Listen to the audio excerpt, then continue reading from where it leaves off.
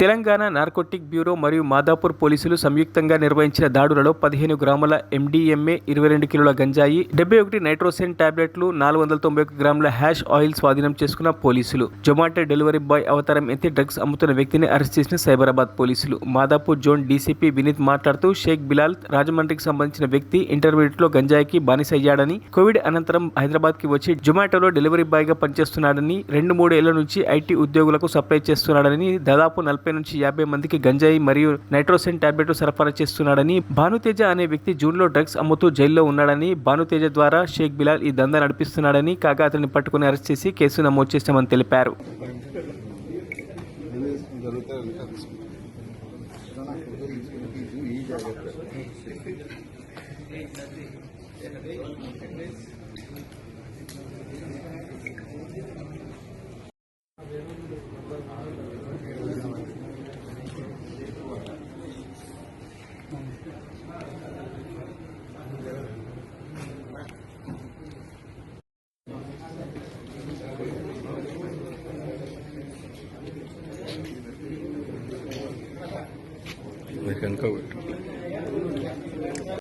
Forty 45 people to 50 people list వచ్చింది.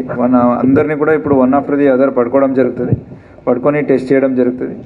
Positive వస్తే వాళ్ళకి కన్జ్యూమర్కి ఏ సెక్షన్ ఉందో ఆ సెక్షన్స్ కింద వాళ్ళని ట్రీట్ చేసి, అలాగే అక్కడ పార్టీ చేసుకున్నారు వాళ్ళందరినీ కూడా అరెస్ట్ చేయడం జరిగింది. We have given them notices and KO పబ్ని కూడా సెక్షన్ 152 BNSS ప్రకారంగా సీజ్ ఇట్. లేదు, వాళ్ళు ఐడీస్ నంబర్స్లో దొరికినాయి. పర్సన్ ఐడెంటిటీ ఇంట్రోగేట్ చేయాలి. ఇప్పుడు తేజ ఇతనికి ఇచ్చేది, అతను ఎక్కడి నుంచి తెప్పిస్తున్నాడు అనేది ఇప్పుడు మనం ఐడెంటిఫై చేసాం.